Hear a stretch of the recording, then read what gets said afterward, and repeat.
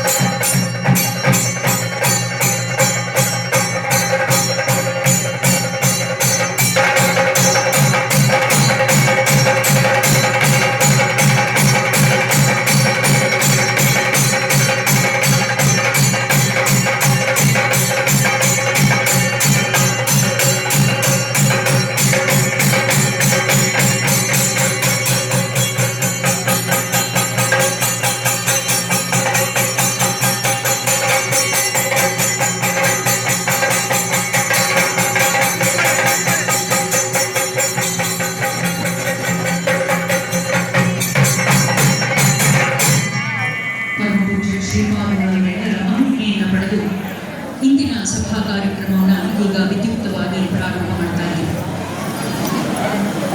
ಹೈಗ್ರೀವ ತಂತ್ರಿ ಹಾಗೂ ಶ್ರೀಮತಿ ಕಸ್ತೂರಿ ಅಮ್ಮ ಇವರ ಸುಪುತ್ರರಾಗಿ 1956 ಮೇ 13ನೇ ತಾರೀಕಿನಿಂದು ಪುಟ್ಟ ಬಾಲಕ ರಮೇಶ ತಂತ್ರಿಯವರ ಜನನ ಶಿವನೂರು ಹಳ್ಳಿಯಲ್ಲಿ ಆಯಿತು.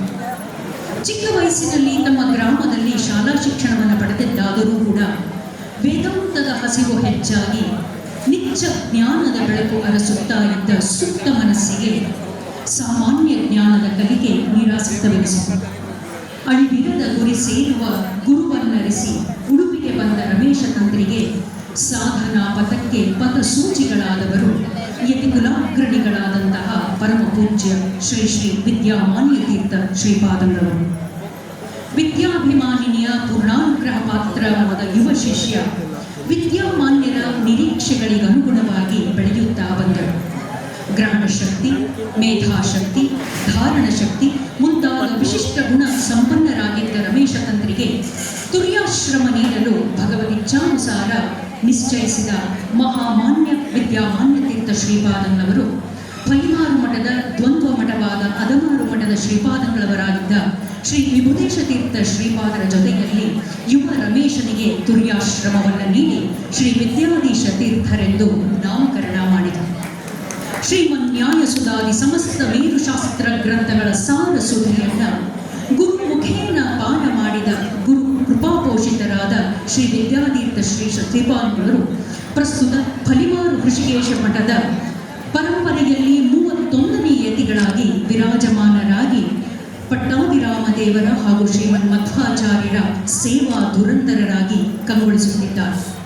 ಆಸೆಯದು ಹಿಮಾಚಲ ತತ್ವ ಸಿದ್ಧಾಂತದ ಪ್ರಸಾರ, ಸಜ್ಜನರಲ್ಲಿ ಜ್ಞಾನ ಭಕ್ತಿ ವೈರಾಗ್ಯಗಳ ಉದ್ದೀಪನ, ಶಿಷ್ಯ ಸಂಪತ್ತಿನಲ್ಲಿ ವಿಶೇಷ ಕಾಳಜಿ, ಭಕ್ತಿ ವರ್ಗದಲ್ಲಿ ಅನುಪಮ ಕರುಣೆ, ಸಮಾಜೋದ್ಧಾರ ಕಾರ್ಯಗಳಲ್ಲಿ ಪರಮಾತ್ಮನ ಸೇವಾ ಸ್ವರೂಪವಾದ ಸಂಕಲ್ಪ ಮುಂತಾದ ಅನುಪಮ ಗುಣಗಳ ಮುಗ್ಧ ಸ್ನಿಗ್ಧ ಮಂತ್ರಸಿದ್ಧ ತಪೋಧನರು ಪರಮ ಪೂಜ್ಯ ಶ್ರೀ ಶ್ರೀ ವಿದ್ಯಾಧೀಶ ತೀರ್ಥ ಶ್ರೀಪಾದಂಗಳವರು.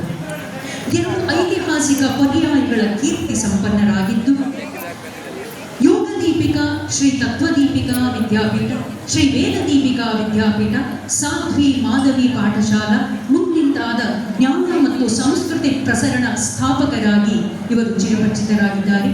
ಏಕಶಿಲಾ ಶ್ರೀಮನ್ ಮಧ್ವಾಚಾರ್ಯರ ಹಾಗೂ ಹನುಮಂತ ದೇವರ ವಿಗ್ರಹಗಳನ್ನು ಕ್ರಮವಾಗಿ ಪಾಜಕ ಕ್ಷೇತ್ರ ಮತ್ತು ಹರಿದ್ವಾರ ಕ್ಷೇತ್ರಗಳಲ್ಲಿ ಸ್ಥಾಪಿಸಿದಂತಹ ಜಗತ್ಕೀರ್ತಿ ಕೂಡ ಪರಮ ಪೂಜ್ಯ ಶ್ರೀಪಾದಂಗಳವರನ್ನ ಅಲಂಕರಿಸಿದರು. ಪ್ರಸ್ತುತ ಪರಮ ಪೂಜ್ಯ ಶ್ರೀ ಶ್ರೀ ವಿದ್ಯಾ ರಾಜೇಶ್ವರ ತೀರ್ಥ ಶ್ರೀಪಾದಂಗಳವರ ಸ್ವರೂಪೋದ್ಧಾರಕ ಗುರುಗಳಾಗಿ ಕಂಗೊಳಿಸುತ್ತಾ ನೆರೆದಿರುವ ಸಮಸ್ತ ಸದ್ಭಕ್ತವನ್ನ ತಮ್ಮ ಅನುಗ್ರಹದ ಸಿಂಚನ ಮೂಲಕ ಪರಮ ಪುನೀತರನ್ನಾಗಿ ಮಾಡಿ ಜ್ಞಾನ ಭಕ್ತಿ ವೈರಾಗ್ಯಗಳ ಮಾರ್ಗದಲ್ಲಿ ನಡೆಯುವಂತೆ ಉಪದೇಶಾಮೃತದಿಂದ ನಮ್ಮನ್ನು ಹರಿಸಲು ಆಗಮಿಸಿರತಕ್ಕಂಥ ಪರಮ ಪೂಜ್ಯ ಶ್ರೀ ಶ್ರೀಪಾದಂಗಳವರ ಸಾರ್ಥಕ 70 ಸಂವತ್ಸರಗಳ ಅಭಿನಂದನಾ ಸ್ವರೂಪವಾದ ಕಾರ್ಯಕ್ರಮ ಇದೀಗ ವೇದ ಘೋಷದ ಮೂಲಕ ಪ್ರಾರಂಭವಾಗಲಿದ್ದು, ಶ್ರೀಮಠದ ಶಿಷ್ಯರಿಂದ ಇದೀಗ ವೇದಘೋಷ.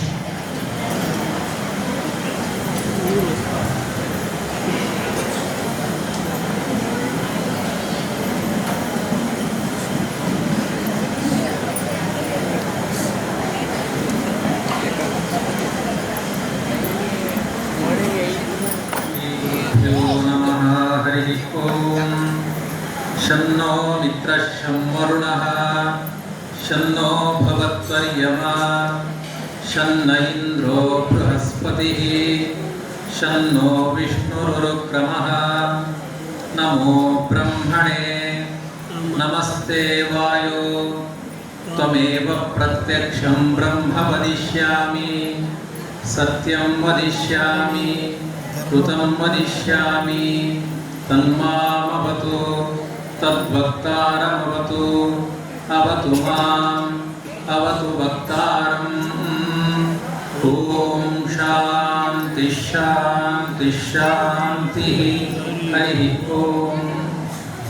ಒಳಿದು ಬಂದ ಭಾಗ್ಯದಿಂದ ವೇದಘೋಷವನ್ನು ನೆರವೇರಿಸಿಕೊಟ್ಟು ಕಾರ್ಯಕ್ರಮಕ್ಕೆ ಶುಭಾರಂಭವನ್ನು ಕೋರಿದಂತಹ ಹಿರಿಯ ವಿದ್ವಾಂಸರಾಗಿರ್ತಕ್ಕಂತಹ ಮಾನ್ಯ ಶ್ರೀ ಬೇನಾ ವಿಜೇಂದ್ರಾಚಾರ್ಯರಿಗೆ ಕೃತಜ್ಞತಾಪೂರ್ವಕವಾದ ಅಭಿವಂದನೆಗಳನ್ನು ಸಲ್ಲಿಸ್ತಾ ಇದ್ದೀವಿ.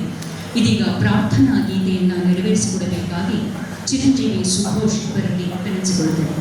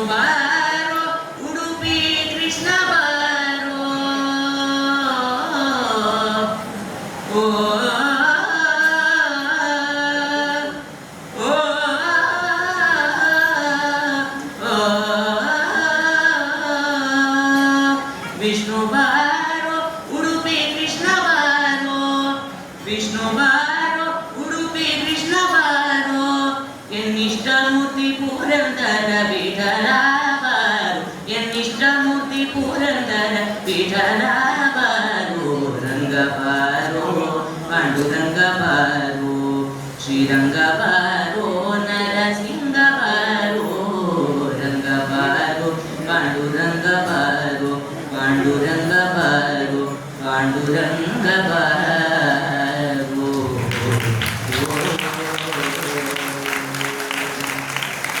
ಪ್ರಾರ್ಥನೆಯನ್ನು ನೆರವೇರಿಸಿಕೊಟ್ಟ ಚಿರಂಜೀವಿ ಸುಭೋಷ್ ಇವರಿಗೆ ಅಭಿನಂದನೆಗಳನ್ನು ತಿಳಿಸ್ತಾ ಇದ್ದೀವಿ.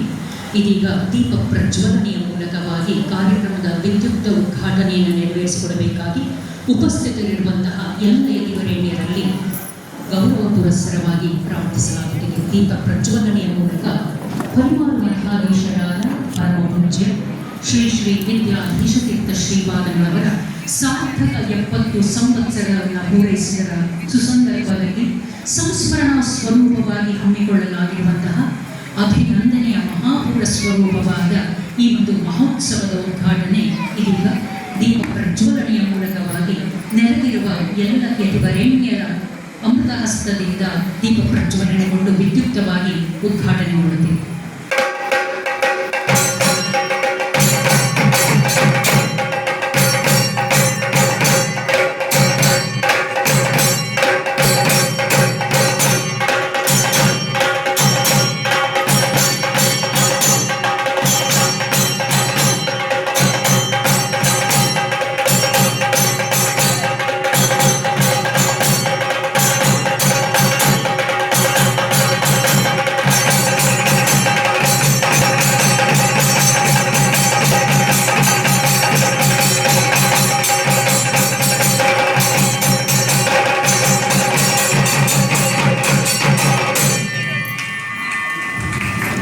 ಕಾರ್ಯಕ್ರಮದ ಉಭಯ ಸದಸ್ಯರುಗಳಿಂದ ವೇದಿಕೆಯನ್ನು ಅಲಂಕರಿಸಿರ್ತಕ್ಕಂತಹ ಯತಿವರೇಣ್ಯರಿಗೆ ಹಾಗೂ ಆಹ್ವಾನಿತ ಗಣ್ಯರಿಗೆ ಮಾಲಾರ್ಪಣೆ ನೆರವೇರಲಿದೆ. ಪರಮ ಪೂಜ್ಯ ಶ್ರೀ ಶ್ರೀ ವಿದ್ಯಾಧೀಶತೀರ್ಥ ಶ್ರೀಪಾದಂಗಳವರಿಗೆ ಶ್ರೀಯುತ ಕೃಷ್ಣದಾಸ್ ಪುರಾಣಿಕರು ಇದೀಗ ಮಾಲಾರ್ಪಣೆಯನ್ನು ನೆರವೇರಿಸಲಿದ್ದಾರೆ.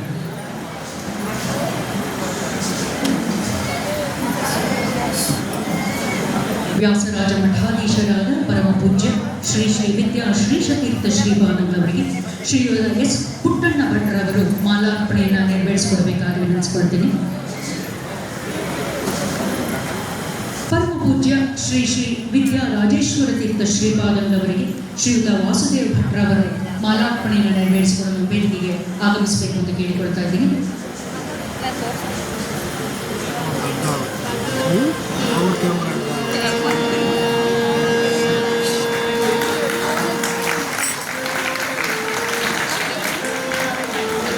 ಹಿರಿಯ ವಿದ್ವಾಂಸರಾದ ಶ್ರೀಯುತ ಬೇನಾ ವಿಜೇಂದ್ರಾಚಾರ್ಯರಿಗೆ ಶ್ರೀಯುತ ಅನಂತ ತಂತ್ರಿ ಜಯನ್ ರವರು ಮಾಲಾರ್ಪಣೆಯನ್ನು ನೆರವೇರಿಸಿಕೊಡಬೇಕು ಅಂತ ಕೇಳಿಕೊಳ್ತೀನಿ. ಶ್ರೀಯುತ ಅನಂತ ತಂತ್ರಿ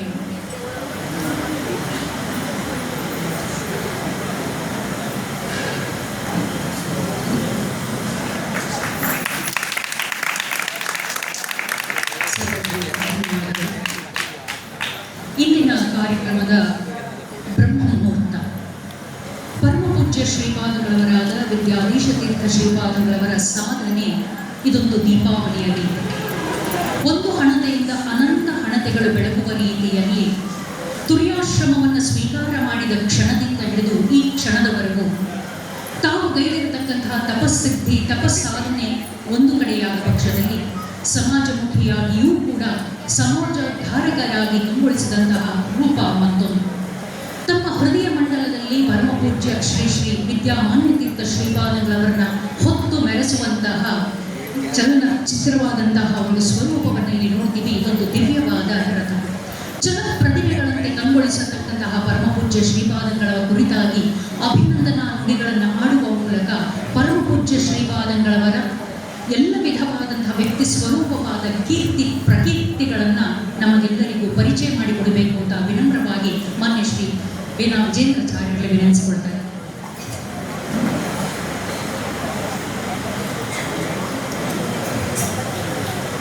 ಕ್ಷಮಿಸಬೇಕಾಗಿ ವಿನಂತಿ. ಕಾರ್ಯಕ್ರಮದಲ್ಲಿ ಸ್ವಾಗತವನ್ನು ನೆರವೇರಿಸಿಕೊಡಬೇಕಾಗಿ ಶ್ರೀಕೃಷ್ಣ ಟ್ರಸ್ಟ್ನ ಉಪಾಧ್ಯಕ್ಷರಾಗಿರ್ತಕ್ಕಂಥ ಶ್ರೀಯುತ ರವಿಶಾಸ್ತ್ರಿ ಅವರಿಗೆ ವಿನಂತಿಸಿಕೊಳ್ತೇನೆ.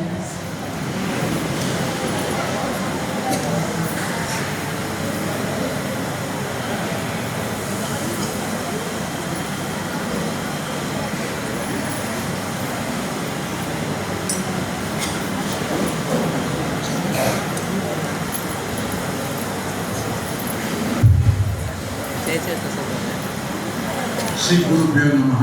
ಪರಮ ಪೂಜ್ಯ ಯತಿತ್ರಯರಿಗೆ ಸಾಷ್ಟಾಂಗ ಪ್ರಣಾಮಗಳು.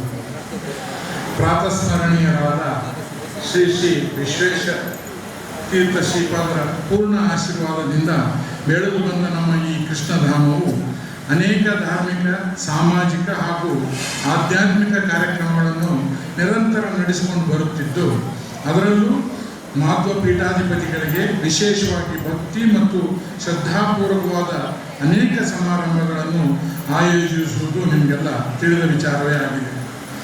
ಪ್ರತಿ ವರ್ಷದಂತೆ ಈ ವರ್ಷವೂ ಕೂಡ ನಿನ್ನೆ ದಿವಸ ಸಹಸ್ರಾರು ಮಂದಿಗೆ ತಪ್ತ ಮುದ್ರಾಧಾರಣೆಯನ್ನು ಪಲಿಮಾರು ಸಂಸ್ಥಾನದ ಪೂಜ್ಯ ಗುರು ಶಿಷ್ಯ ಪಾದರು ನಡೆಸಿಕೊಟ್ಟರು.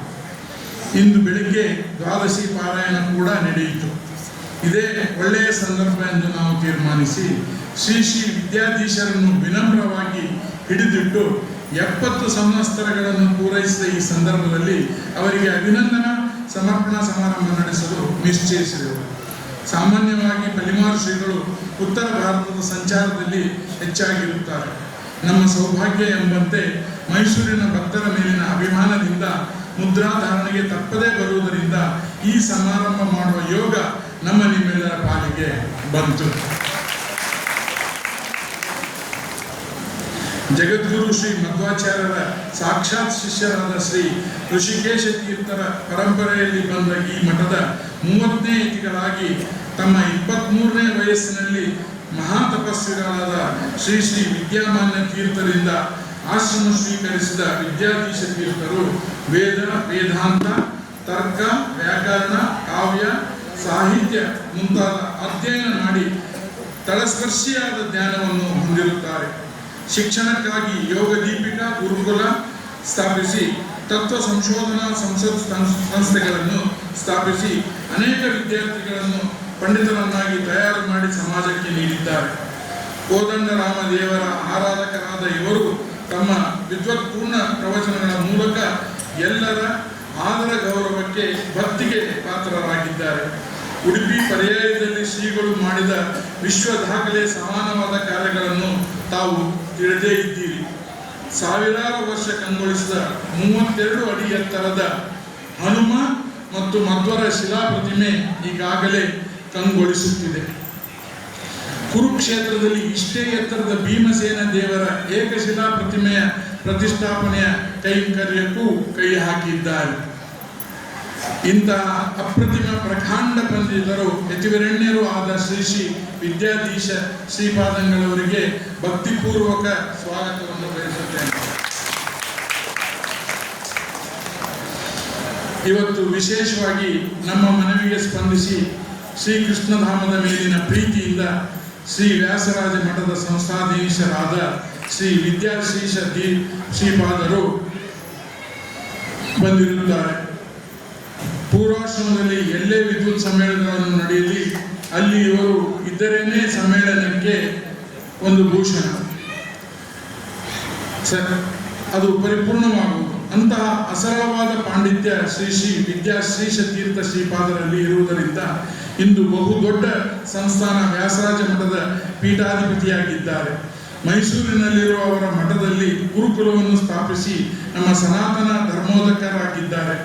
ಇಂದು ಪಲಿಮಾರು ಶ್ರೀಗಳ ಅಭಿನಂದನೆ ಕಾರ್ಯಕ್ರಮದಲ್ಲಿ ವಯೋವೃದ್ಧರಾದ ಶ್ರೀ ಶ್ರೀ ವಿದ್ಯಾಶ್ರೀಷ ತೀರ್ಥ ಶ್ರೀಪಾದರಿರುವುದು ಕಾರ್ಯಕ್ರಮಕ್ಕೆ ಹೆಚ್ಚಿನ ಪಾತಿವ್ರತೆ ಉಂಟು ಮಾಡಿದೆ. ಶ್ರೀ ವ್ಯಾಸರಾಜ ಮಠದ ಶ್ರೀಪಾದರಿಗೆ ಅತ್ಯಂತ ವಿನಯಪೂರ್ವಕ ಸ್ವಾಗತವನ್ನು ತೋರುತ್ತಿದ್ದೇನೆ. ಇನ್ನೋರ್ವ ಬಾಲಯತಿಗಳು ಶ್ರೀ ಶ್ರೀ ವಿದ್ಯಾ ರಾಜೇಶ್ವರ ತೀರ್ಥ ಶ್ರೀಪಾದರು ಇಂದು ವೇದಿಕೆಯಲ್ಲಿದ್ದಾರೆ. ಪಲಿಮಾರು ಶ್ರೀಗಳ ಪರ್ಯಾಯ ಅವಧಿಯಲ್ಲಿ ಸನ್ಯಾಸ ಸ್ವೀಕರಿಸಿದವರು.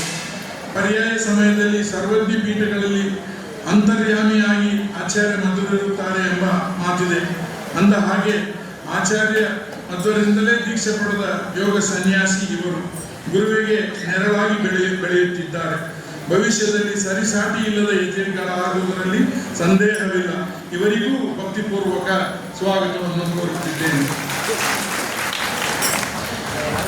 ಇನ್ನು ಪಲಿಮಾರು ಶ್ರೀಗಳ ಬಗ್ಗೆ ಮಾತನಾಡಲು ವಿದ್ವಾನ್ ಶ್ರೀ ವಿಜೇಂದ್ರಾಚಾರ್ಯರು ಬಂದಿದ್ದಾರೆ. ಮೈಸೂರಿನ ಎಲ್ಲ ಅಧ್ಯಾತ್ಮ ಬಂಧುಗಳಿಗೂ ಇವರು ಚಿರಪರಿಚಿತರು.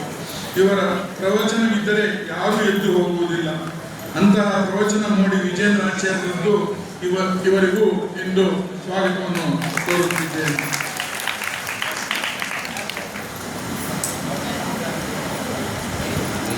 ವೇದಿಕೆಯಲ್ಲಿರುವ ಕೃಷ್ಣ ಟ್ರಸ್ಟಿನ ಉಪಾಧ್ಯಕ್ಷರಾದ ಶ್ರೀಯುತ PS ಶೇಖರ್ ಅವರಿಗೂ ಸ್ವಾಗತವನ್ನು ಕೋರುತ್ತಿದ್ದೇನೆ.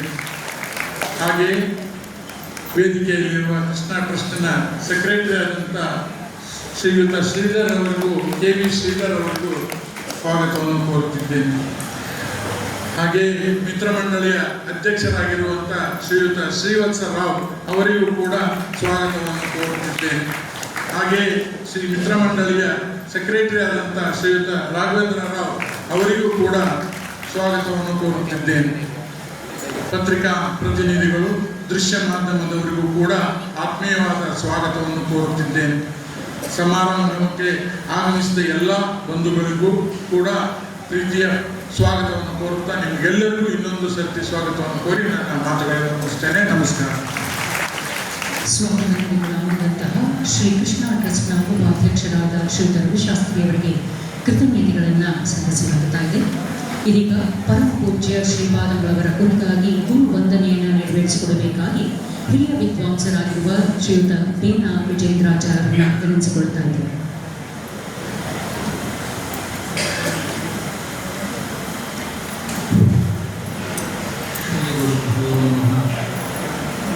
ಕೃಷ್ಣಾಯ ವಾಸುದೇವಾಯ ಹರಯೇ ಪರಮಾತ್ಮನೆ ಪ್ರಣತಕ್ಲೇಶನಾಶಾಯ ಗೋವಿಂದಾಯ ನಮೋ ನಮಃ.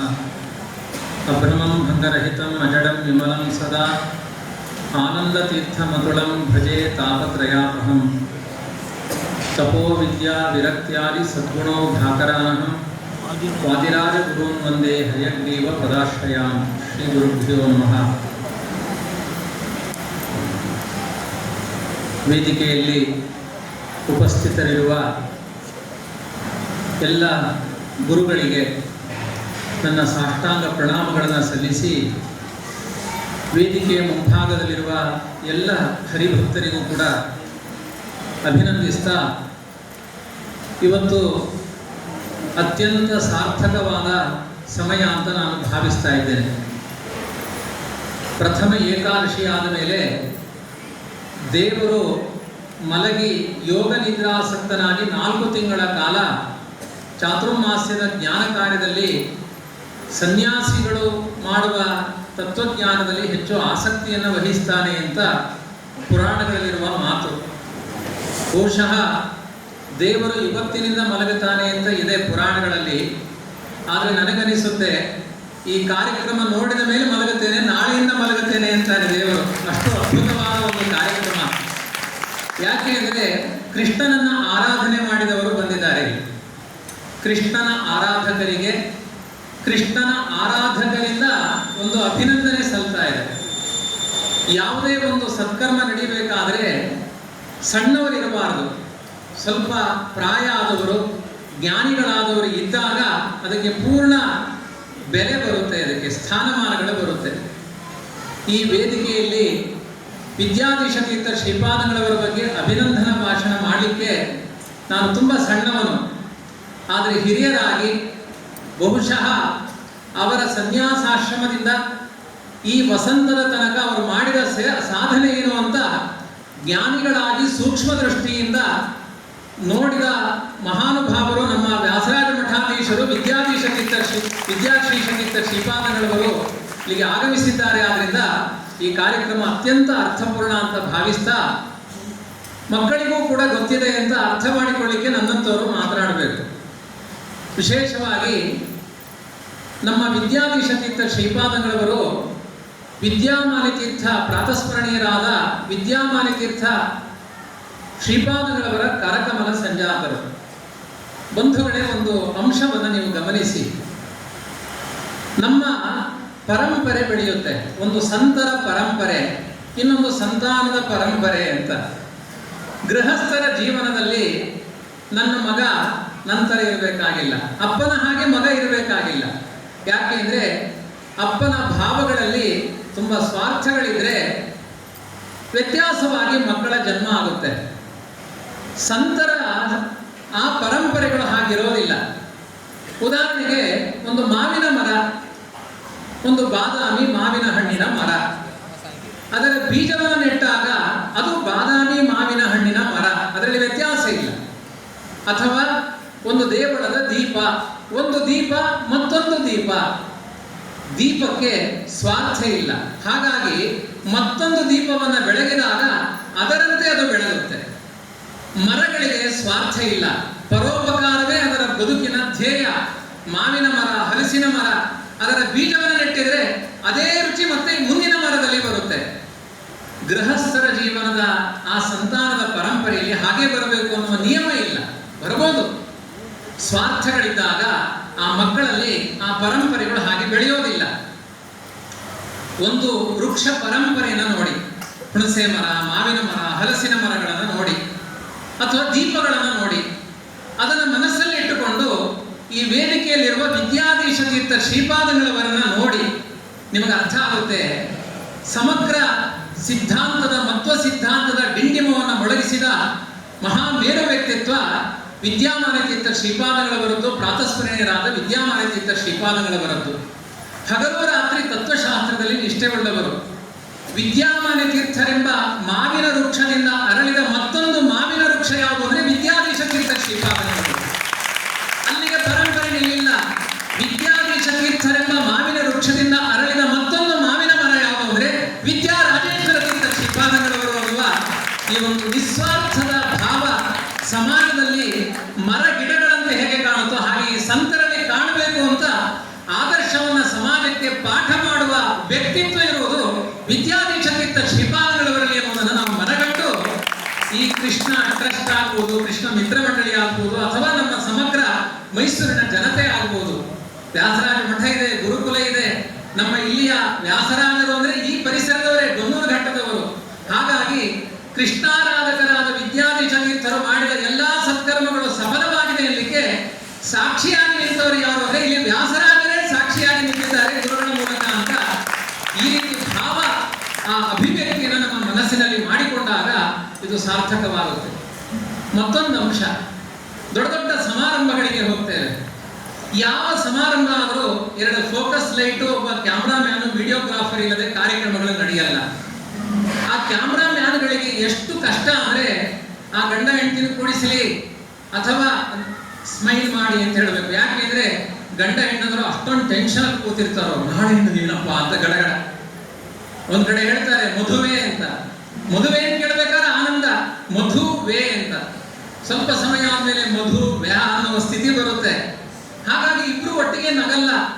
ಅದಕ್ಕೆ ಆ ಫೋಟೋಗ್ರಾಫರ್ ಹೇಳ್ತಿರ್ತಾರೆ, ಇಬ್ರು ಒಂದೇ ದಿನ ನಕ್ಕಿರುವ ಸನ್ನಿವೇಶ ಈ ಮದುವೆ ಮಂಟಪ ಮಾತ್ರ. ಗಂಡ ಹೆಂಡತಿಯಲ್ಲಿ ಗಂಡ ನಕ್ಕಾಗ ಹೆಂಡತಿ ನಗಲ್ಲ, ಹೆಂಡತಿ ನಕ್ಕಾಗ ಗಂಡ ನಗಲ್ಲ. ಅವರು ನಗಿ ನಗಿ ಅಂತ ನಗಸಿ ನಗಸಿ ಫೋಟೋ ತೆಗಿತಾರೆ. ಇಷ್ಟು ಕಥೆ ಯಾಕೆ ಹೇಳಿದೆ ಅಂದ್ರೆ, ಬಹುಶಃ ನಾನು ಕಂಡ ಅನೇಕ ವ್ಯಕ್ತಿತ್ವಗಳಲ್ಲಿ ಹುಟ್ಟಿನಿಂದ 70ನೇ ವಸಂತರ ತನಕ ಎಂದೂ ಮಾಸದ ನಗುವಿರುವ ಸಂತ ವಿದ್ಯಾಧೀಶ ತೀರ್ಥ ಶ್ರೀಪಾದಂಗಳವರು ಅಂತ ಹೇಳಿದ್ದಾರೆ. ಸ್ಮೈಲ್ ಮಾಡಿ ಅಂತ ಇಲ್ಲಿಯ ತನಕ ಯಾವ ಕ್ಯಾಮ್ರಾಮ್ಯಾನ್ ಬಂದು ವಿದ್ಯಾಧೀಶ ತೀರ್ಥ ಶ್ರೀಪಾದರ ಬಳಿ ಸ್ಮೈಲ್ ಮಾಡಿ ಅಂತ ಹೇಳಿಲ್ಲ. ಯಾಕೆಂದ್ರೆ ಜಗತ್ತನ್ನೇ ನೋಡೋರು ಕೆಲವೊಮ್ಮೆ ಆ ವಿಷಯಗಳನ್ನ ಕಂಡಾಗ ಮುಖ ಗಂಟಿಕ್ಕುತ್ತೇವೆ. ಅವರು ಜಗತ್ತನ್ನು ನೋಡಿದವರಲ್ಲ, ಹೃದಯದಲ್ಲಿ ಕೃಷ್ಣನನ್ನ ಅತ್ಯಂತ ಬಾಲ್ಯದ ವಯಸ್ಸಿನಲ್ಲಿ ಮನೆಯನ್ನ ತೊರೆದು ಸುಖ ಸಮೃದ್ಧಿಗಳನ್ನೆಲ್ಲ ಬಿಟ್ಟು ಕಾಷಾಯವನ್ನ ಹುಟ್ಟು ಸಮಾಜದ ಒಂದು ಸಾಧನೆಗಾಗಿ ಹೊರಗೆ ಬಂದ ಸಂತ ಅಗ್ರಗಣ್ಯರು ನಮ್ಮ ವಿದ್ಯಾಧೀಶ ತೀರ್ಥ ಶ್ರೀಪಾದಂಗಳವರು. ಹಾಗಾಗಿ ಹೃದಯದಲ್ಲಿರುವ ಕೃಷ್ಣನನ್ನು ನೋಡಿ ನಗುತ್ತಾರೆ ಅವರು, ಹೊರಗಡೆ ಇರುವ ಜಗತ್ತನ್ನು ನೋಡಿ ನಗುವುದಲ್ಲ ಅವರು. ಹಾಗಾಗಿ ನಿಮಗೊಂದು ಸಂಗತಿ ಗೊತ್ತಿದೆ, ಆದರೂ ಯಾರಿಗೆ ಗೊತ್ತಿಲ್ಲ ಅದನ್ನು ಹೇಳ್ತಾ ಇದ್ದೇನೆ. ಅವರ ಮೊನ್ನೆಯ ಪರ್ಯಾಯದ ಸನ್ನಿವೇಶದಲ್ಲಿ ಅಹೋರಾತ್ರಿ ಭಜನೆ, 2 ವರ್ಷಗಳ ಕಾಲ ಹಗಲು ರಾತ್ರಿ ಕೃಷ್ಣನ ಸಮಕ್ಷಮದಲ್ಲಿ ನಾದ ನಿಲ್ಲಿಲ್ಲ, ಅನ್ನದಾನ ನಿಲ್ಲಿಲ್ಲ, ಜ್ಞಾನದಾನ ನಿಲ್ಲಿಲ್ಲ, ಲಕ್ಷ ತುಳಸಿ ಅರ್ಚನೆ ನಿಲ್ಲಿಲ್ಲ. ಅಹೋರಾತ್ರಿ ಭಜನೆಯನ್ನು ಮಾಡ್ತಾ ಇದ್ರು.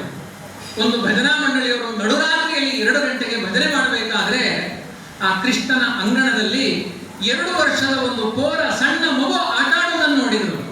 ತಂದೆ ಇಲ್ಲ, ತಾಯಿ ಇಲ್ಲ, ಮಗು 2 ವರ್ಷದ ಮಗು ಅಂಗಣದಲ್ಲಿ ಆಟ ಆಡೋದು ಅಂದ್ರೆ ಹೇಗೆ ಸಾಧ್ಯ? ಇಂಥ ಒಂದು ವಿಸ್ಮಯವನ್ನು ನೋಡಿದ್ರು. ಆ ಮಗುವಿನ ವಾರಸುದಾರರು ಯಾರು ಅಂತ ಅನ್ವೇಷಣೆ ಮಾಡಲಿಕ್ಕೆ ಹೋದ್ರು.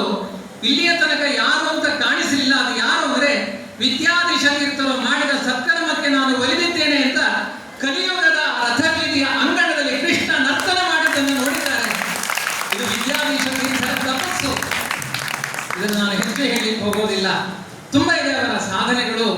ಸಮಯ ತುಂಬಾ ಅಲ್ಪವಾಗಿದೆ, ಆದ್ದರಿಂದ ನಾನು ಹೆಚ್ಚು ಹೇಳಲಿಕ್ಕೆ ಹೋಗೋದಿಲ್ಲ. ವಿಶೇಷವಾಗಿ ವಿದ್ಯಾಮಾನಿ ತೀರ್ಥರೆಂಬ ಗರಡಿಯಲ್ಲಿ ತಯಾರಾದ ಅದ್ಭುತವಾದ ದೀಪ. ನೋಡಿ, ದೀಪದ ಗುಣ ಏನು ಅಂದ್ರೆ ತನ್ನನ್ನು ಸುಟ್ಟುಕೊಳ್ತಾ ಇರುತ್ತೆ, ಸಮಾಜಕ್ಕೆ ಪ್ರಕಾಶ ಕೊಡ್ತಾ ಇರುತ್ತೆ. ಎಷ್ಟು ಪ್ರಕಾಶ ಸಮಾಜ ಕೊಟ್ಟರು ತನ್ನನ್ನು ಸುಟ್ಟುಕೊಂಡ್ರು ಕೂಡ ತನ್ನ ಪ್ರಕಾಶ ನಾಶ ಆಗಲ್ಲ. ಅದೇ ರೀತಿ ನಿನ್ನೆ ದಿನ ವಿದ್ಯಾಧೀಶ ತೀರ್ಥ ಶ್ರೀಪಾದರು ಬೆಂಗಳೂರು, ಮಂಡ್ಯ, ಮೈಸೂರು, ಮತ್ತೆ KR ನಗರ, ಮತ್ತೆ ವಿಠ್ಠಲಧಾಮ ಎಲ್ಲ ಕಡೆ ಮುದ್ರಾಧಾರಣೆ ಮಾಡಿ ಬೆಳಿಗ್ಗೆಯಿಂದ ಸಾಯಂಕಾಲ ತನಕ ಮೈಸೂರಿನಲ್ಲಿ ಪಾದಪೂಜೆ, ನಗರ ಪ್ರದಕ್ಷಿಣೆ ಮಾಡಿ ಮತ್ತೆ ಅದೇ ಉತ್ಸಾಹದಲ್ಲಿ ಕುಳಿತಿದ್ದಾರೆ ಅಂದ್ರೆ ಇದು ಜಗತ್ತನ್ನ ಬೆಳಗುವ ದೀಪ. ಇದು ಮತ್ತೆ ಉಪವಾಸದಲ್ಲಿ ಒಂದು ಹನಿ ನೀರು ಕುಡಿಯಲ್ಲ. ನಾವು ಪಕ್ಕದಲ್ಲಿ ಬಾಟ್ಲಿ ಇಟ್ಕೊಂಡಿರ್ತೇವೆ, ಮನೆಯಲ್ಲಿ ಕುಡಿದಿದ್ದು 3 ಲೀಟರ್, ಮತ್ತೆ ಇಲ್ಲಿ ಪಕ್ಕದಲ್ಲಿ 3 ಲೀಟರ್, ಅದು ಹೋಗ್ತಾ ಇರುತ್ತೆ. ಇದು ಒಂದು ಹನಿ ನೀರು ಕುಡಿಯೋದಿಲ್ಲ. 40 ಗಂಟೆಗಳ ಅಖಂಡ ಉಪವಾಸ, ನಿರಂತರ ಶ್ರಮ. ಇದು ಯಾರಿಂದ ಸಾಧ್ಯವಾಗುತ್ತೆ ಅಂದ್ರೆ ಇಂತಹ ಸಂತರಿಂದ, ಕೃಷ್ಣಾರಾಧಕರಿಂದ ಸಾಧ್ಯವಾಗುತ್ತೆ. ಅದನ್ನು ತೋರಿಸಿಕೊಟ್ಟಿದ್ದಾರೆ. ವಿದ್ಯಾಧೀಶ ತೀರ್ಥರಿಗೆ ತುಂಬಾ ಪ್ರಶಂಸೆಗಳು ಇಷ್ಟ ಆಗಲ್ಲ ಅವರಿಗೆ. ಅದೊಂದು ಹಿಮಾಲಯ ಪರ್ವತ ಇದ್ದಾಗೆ. ಇವತ್ತು ಹಿಮಾಲಯ ಪರ್ವತ ನನ್ನ ಹೊಗಳಿ ಅಂತ ಯಾರದ್ದಾದ್ರೂ ಹೇಳಿದ್ಯಾವುದು, ತುಂಬಾ ಎತ್ತರದಲ್ಲಿ ಇರುತ್ತೆ. ಆದ್ರೆ ಒಂದು ನಾವು ಅರ್ಥ ಮಾಡಿಕೊಳ್ಬೇಕು, ಹಿಮಾಲಯ ಎತ್ತರದಲ್ಲಿರುತ್ತೆ. ಆ ಎತ್ತರದ ಹಿಮಾಲಯ ಯಾವತ್ತೂ ತನ್ನನ್ನು ಪ್ರಶಂಸೆ ಮಾಡಿಕೊಳ್ಳೋದಿಲ್ಲ. ಆದ್ರೆ ಜಗತ್ತಿಗೆಲ್ಲ ಜೀವನವನ್ನು ಕೊಡುವ ಸಾವಿರಾರು ನದಿಗಳನ್ನ ಸೃಷ್ಟಿ ಮಾಡುವ ಸಾಮರ್ಥ್ಯ ಆ ಹಿಮಾಲಯಕ್ಕಿದೆ, ಮತ್ತೆ ಅದು ವಿದ್ಯಾಧೀಶ ತೀರ್ಥರಿಗಿದೆ ಅಂತ ಅದನ್ನ ಸಮನ್ವಯ ಮಾಡಿಕೊಂಡ್ರೆ ನಮಗೆ ಅರ್ಥವಾಗುತ್ತೆ ಇದೊಂದು ಹಿಮಾಲಯ.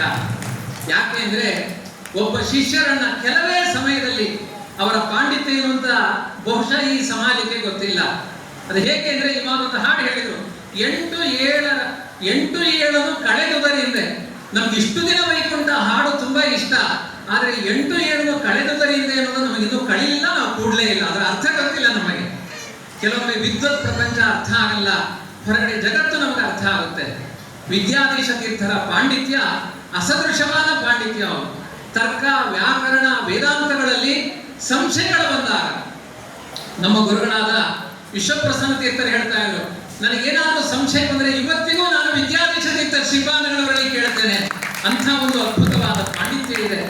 ಅದೇ ಸಮಾನವಾದ ಪಾಂಡಿತ್ಯದಿಂದ ಶಿಷ್ಯರನ್ನ ಎತ್ತರಕ್ಕೆ ಬೆಳೆಸ್ತಾ ಇದ್ದಾರೆ. ಅನೇಕ ನದಿಗಳನ್ನು ನಿರ್ಮಾಣ ಮಾಡುವಂತಹ ಸಾಮರ್ಥ್ಯ ಇದೆ. ಮತ್ತೊಂದು ಅಂಶವನ್ನ ನಾವಿಲ್ಲಿಯ ಜನಗಳ ಅರ್ಥ ಮಾಡಿಕೊಳ್ಬೇಕು. ನಾವು ಕೆಲವೊಮ್ಮೆ ಇತಿಹಾಸಗಳನ್ನ ಓದುತ್ತೇವೆ. ಇತಿಹಾಸ ಓದುವುದು, ಮಹಾಭಾರತ, ರಾಮಾಯಣಗಳನ್ನ ಓದುವ ಸಾಮರ್ಥ್ಯ ನಮ್ಮಲ್ಲಿದೆ. ಕೆಲವರಿಗೆ ಇತಿಹಾಸವನ್ನ ಬರೆಯುವ ಸಾಮರ್ಥ್ಯ ಇದೆ. ಇತಿಹಾಸ ಅಂತ ಬರೀತಾರೆ. ಇವಾಗ ಸ್ಕೂಲಲ್ಲೆಲ್ಲ ಪಾಠಗಳಿಗೆ ಇತಿಹಾಸವನ್ನ ಬರೆದು ಕೊಡ್ತಾರೆ ಅವರು. ಕೆಲವರು ಓದೋರಿದ್ದಾರೆ, ಕೆಲವರು ಬರೆಯೋರಿದ್ದಾರೆ. ಆದರೆ ಇತಿಹಾಸವನ್ನು ನಿರ್ಮಾಣ ಮಾಡೋರು ಬೆರಳೆಣಿಕೆಯ ಸಂತರಿರ್ತಾರೆ. ಅದು ವಿದ್ಯಾಧೀಶ ತೀರ್ಥರಿಗೆ ಆ ಇತಿಹಾಸವನ್ನು ನಿರ್ಮಾಣ ಮಾಡುವ ಸಾಮರ್ಥ್ಯ ಇದೆ ಎನ್ನುವುದನ್ನ ನಾವು ಅರ್ಥ ಮಾಡಿಕೊಳ್ಬೇಕು. ವಿಶೇಷವಾಗಿ ರಾಜರುಗಳೆಲ್ಲ ದೇಹಗಳನ್ನ, ದೇಶಗಳನ್ನ ಆಳಿದರೆ ಪ್ರತಿಯೊಬ್ಬರ ಮನಸ್ಸುಗಳನ್ನ ಆಳುವ ರಾಜಾದಿರಾಜರು, ವಿದ್ಯಾಶೀಷರು, ವಿದ್ಯಾಧೀಶರು, ಇಂತಹ ಜ್ಞಾನಿಗಳು ಅನೇಕ ಮನಸ್ಸುಗಳನ್ನ ಆಳ್ತಾ ಇದ್ದಾರೆ. ಸನ್ಯಾಸ ಅನ್ನೋದು ಸಾಮಾನ್ಯವಾದ ಸಂಗತಿ ಅಲ್ಲ. ಕಾಮಕ್ರೋಧಗಳನ್ನ ಎದುರಿಸುವುದು ಎಷ್ಟು ಕಷ್ಟ ಅನ್ನುವುದನ್ನ ದಿನ ನಾವು ಅನುಭವಿಸ್ತಾ ಇದ್ದೇವೆ.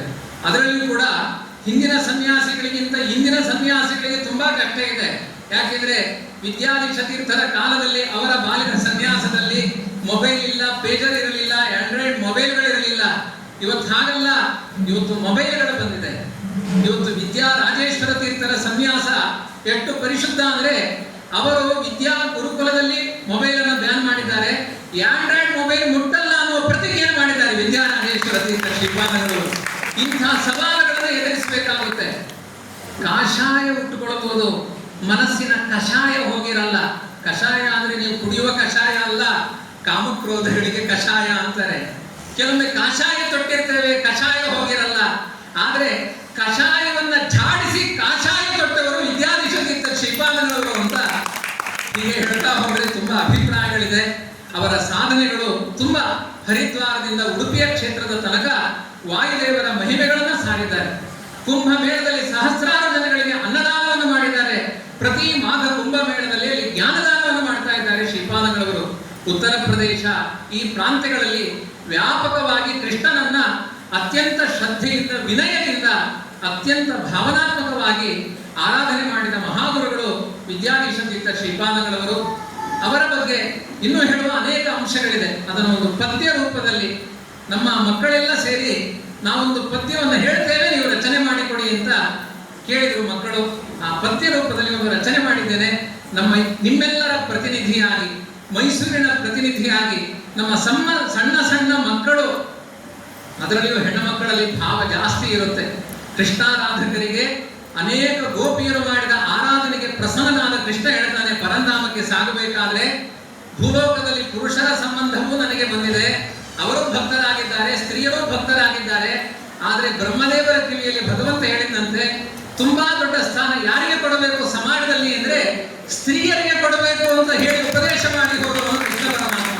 ಹಾಗಾಗಿ ಮೈಸೂರಿನ ಸಾಂಸ್ಕೃತಿಕ ನಗರಿಯ ನಿಮ್ಮೆಲ್ಲರ ಪ್ರತಿನಿಧಿಯಾಗಿ ನಮ್ಮ ಚಿಣ್ಣರು, ನಮ್ಮ ಸಣ್ಣ ಸಣ್ಣ ಮಕ್ಕಳು ಆ ಭಾವಪುಷ್ಪವನ್ನು ಗುರುಗಳ ಪಾದಾರವಿಂದಕ್ಕೆ ಸಮರ್ಪಣೆ ಮಾಡ್ತಾರೆ ಅಂತ ಹೇಳ್ತಾ 4 ತೊದಲು ನುಡಿಗಳನ್ನ, ಯಾಕೆಂದ್ರೆ ಪ್ರಬುದ್ಧರಾದ ವಿದ್ವಾಂಸರು ವ್ಯಾಸರಾಜ ಮಠಾಧೀಶರಿದ್ದಾರೆ, ಅವರ ಪಕ್ಕದಲ್ಲಿ ತುಂಬಾ ಮುಜುಗರದಿಂದ ಕುಳಿತಿದ್ದೇನೆ. ಇದೊಂದು ವೇದಿಕೆಯ ಮರ್ಯಾದೆ ಎನ್ನುವ ದೃಷ್ಟಿಯಿಂದ ಮಾತ್ರ ಕುಳಿತಿದ್ದೇನೆ, ಯಾವ ಅರ್ಹತೆಗಳಿಲ್ಲ ನನ್ನಲ್ಲಿ.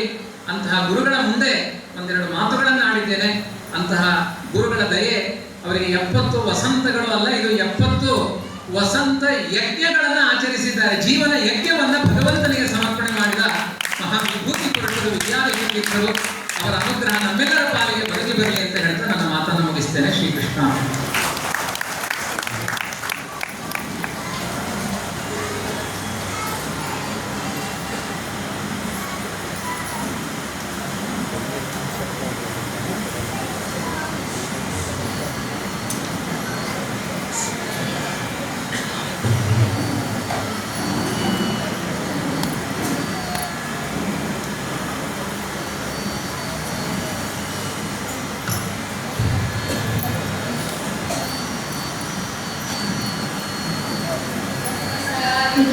श्रेष्ठं भक्त्या कृष्णपरायणं लोकतापहरं विद्याधीशदेशिकमाश्रये।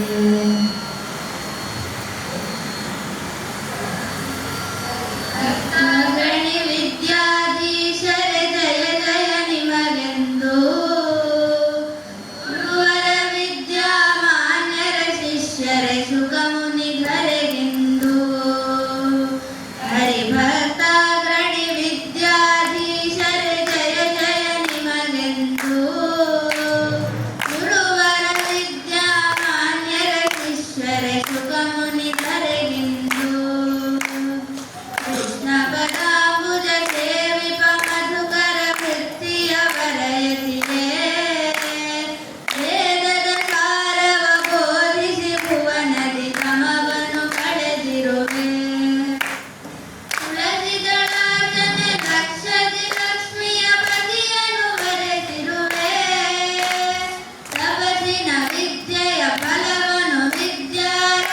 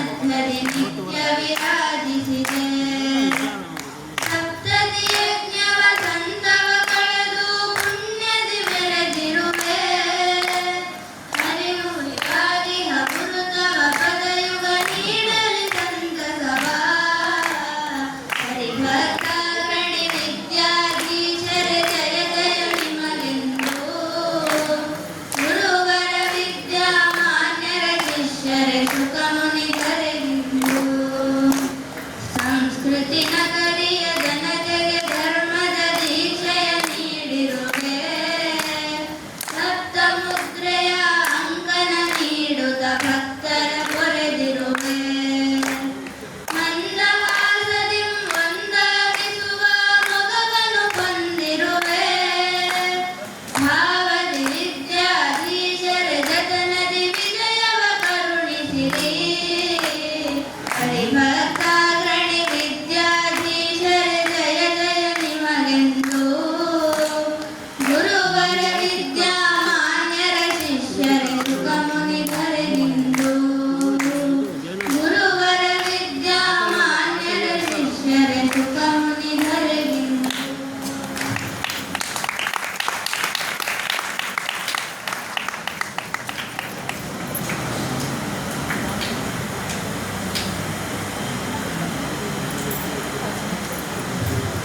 ಇತಿಹಾಸ ಓದುವವರು ಕೆಲವರಾದರೆ ಇತಿಹಾಸ ಬರೆಯುವವರು ಕೆಲವರು. ಆದರೆ ಇತಿಹಾಸವನ್ನು ಸೃಷ್ಟಿ ಮಾಡುವಂತಹ ಸಾಲಿನಲ್ಲಿ ಕಂಡಂತಹ ಸಂತ ಮಹಂತರು ಪರಮಪೂಜ್ಯ ಶ್ರೀ ಶ್ರೀ ವಿದ್ಯಾಧೀಶ ತೀರ್ಥ ಶ್ರೀಪಾದಂಗಳವರು. ಇದು ಕೇವಲ 70 ಸಾರ್ಥಕ ಸಂವತ್ಸರಗಳಾಗಿರದೆ ಸಾರ್ಥಕ 70 ಸಂವತ್ಸರಗಳ ಜೀವನ ಯಜ್ಞದ ಸಂಸ್ಮರಣಾರ್ಥವಾಗಿ ಹಮ್ಮಿಕೊಂಡಿರುವಂತಹ ಅಭಿನಂದನಾ ಸಮಾರಂಭ ಎಂಬುದಾಗಿ ಅತ್ಯಂತ ಸೂಚ್ಯವಾಗಿ ಅಭಿನಂದನಾ ನುಡಿಗಳ ಮೂಲಕವಾಗಿ ಪರಮಪೂಜ್ಯ ಶ್ರೀಪಾದಂಗಳವರ ಚರಣ ಕಮಲಗಳಲ್ಲಿ ಸಮಸ್ತ ಮೈಸೂರಿನ ಸದ್ಭಕ್ತರ ಸದಾಶಯಗಳನ್ನು ಹಾಗೂ ನಮನಗಳನ್ನು ಸಮರ್ಪಣೆ ಮಾಡಿದಂತಹ ಹಿರಿಯ ಆಚಾರ್ಯರಾದ ಶ್ರೀಯುತ ಬೇನಾ ವಿಜೇಂದ್ರಾಚಾರ್ಯರಿಗೆ ಕೃತಜ್ಞತಾಪೂರ್ವಕವಾದ ಪ್ರಣಾಮಗಳನ್ನು ಸಮರ್ಪಣೆ ಮಾಡ್ತಾ ಇದ್ವಿ. ಹಾಗೂ ಅವರು ಹಾಗೂ ಅವರ ಧರ್ಮಪತ್ನಿಯವರ ಮಾರ್ಗದರ್ಶನದಲ್ಲಿ ಮೈಸೂರಿನಲ್ಲಿ ಸ್ಥಾಪಿತವಾಗಿರುವಂತಹ ಅರುಂಧತಿ ಗುರುಕುಲ, ಇದರಲ್ಲಿ ತಮ್ಮ ವಿದ್ಯಾರ್ಥಿ ದೆಸೆಯನ್ನು ನೆರವೇರಿಸಿಕೊಂಡು ಹೋಗ್ತಾ ಇರ್ತಕ್ಕಂತಹ ಕುಮಾರಿಯರಾದ ಅಂಬ್ರಣಿ ಗುರುಕುಲದ ವಿದ್ಯಾರ್ಥಿನಿಯರಾದ ಕುಮಾರಿ ರಾಜಿತಾ, ಕುಮಾರಿ ಪ್ರಮತಿ, ಕುಮಾರಿ ಪ್ರಜ್ಞಾ ಹಾಗೂ ಕುಮಾರಿ ಪ್ರಮತಿ, ಈ 4 ವಿದ್ಯಾರ್ಥಿನಿಯರಿಗೆ ಅಭಿನಂದನೆಗಳನ್ನು ಸಲ್ಲಿಸ್ತಾ ಇದ್ದಾರೆ. ತಮ್ಮ ಸ್ವರೂಪೋದ್ಧಾರದ ಗುರುಗಳಾದ ಪರಮ ಪೂಜ್ಯ ಶ್ರೀ ಶ್ರೀ ವಿದ್ಯಾಧೀಶ ತೀರ್ಥ ಶ್ರೀಪಾದಂಗಳವರ ಕುರಿತಾಗಿ ಅವರ ಕರಕಮಲ ಸಂಜಾತರಾಗಿರತಕ್ಕಂತಹ ಪರಮ ಪೂಜ್ಯ ಶ್ರೀ ಶ್ರೀ ವಿದ್ಯಾ ರಾಜೇಶ ತೀರ್ಥ ಶ್ರೀಪಾದಂಗಳವರಿಂದ ಇದೀಗ ಗುರುಮನ.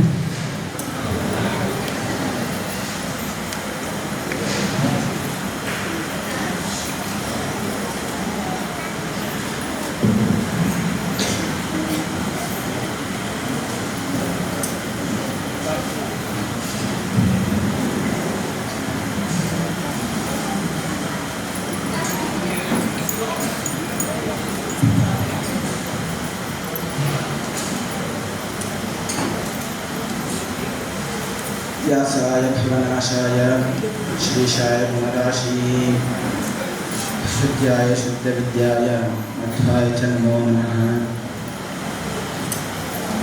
अभ्रमं भङ्गरहितं दृढं बलं सदा आनन्दतीर्थमतुलं भजे तापत्रयापहम्. ब्रह्मचर्यहरिप्रीतिसुविद्यावादशालिनः इष्टदां कष्टहर्त्रिणः विद्यामान्यां मुनीं नमः. ಶ್ರೀಗುರುಭ್ಯೋ ನಮಃ.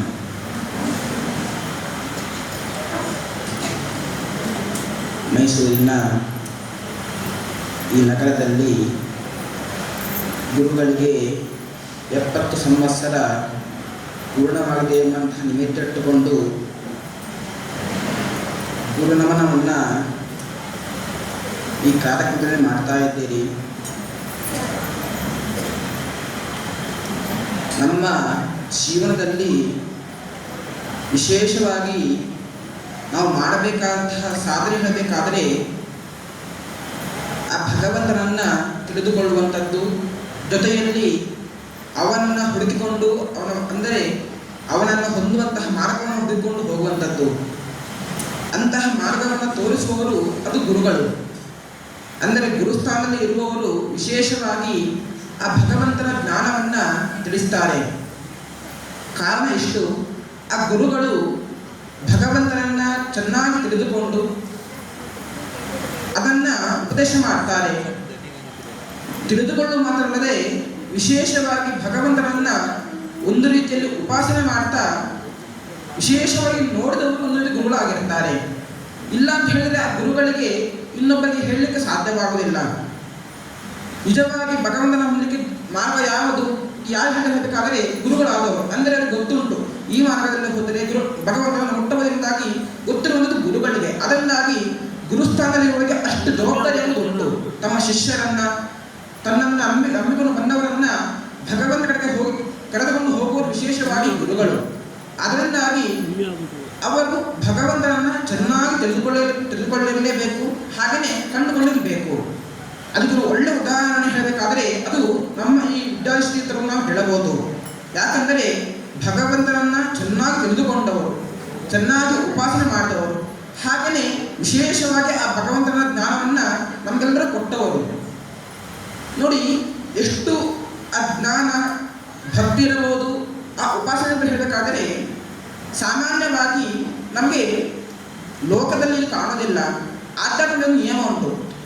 ಅದೇನೆಂದರೆ